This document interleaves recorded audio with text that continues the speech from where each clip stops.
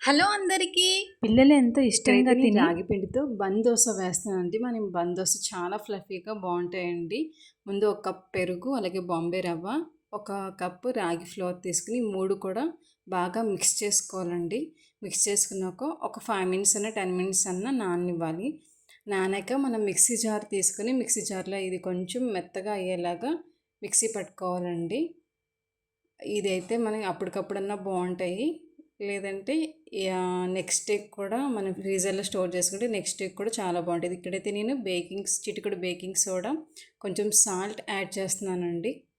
ఈ salt, baking soda add చేశాక ఒక 15 మినిట్స్ వదిలేయాలండి, నానబెట్టాలన్నమాట. అప్పుడైతే రాగి దోశ చాలా ఫ్లఫీగా బాగుంటాయండి. పిండి మనం బాగా కలుపుకోవాలి. దీనికి వచ్చి బేకింగ్ సోడా, సాల్ట్ వేసి చూసారా ఇలా నురగల్లా కొంచెం వచ్చింది.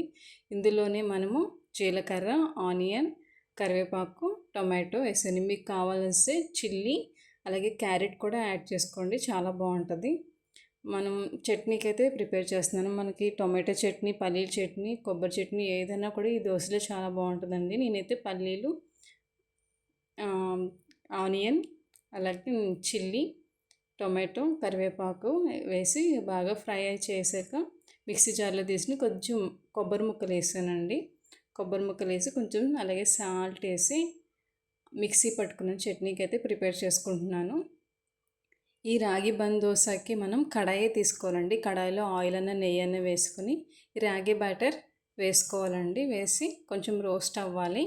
మూత పెట్టుకోవాలండి, కంపల్సరీగా మూత పెట్టుకోవాలి. చూసారా ఇది పొంగి చాలా ఫ్లఫీగా బన్లా ఉంటాయి, టేస్టీగా కూడా ఉంటాయండి. వీడియో నచ్చితే సబ్స్క్రైబ్ చేయండి. Thank you.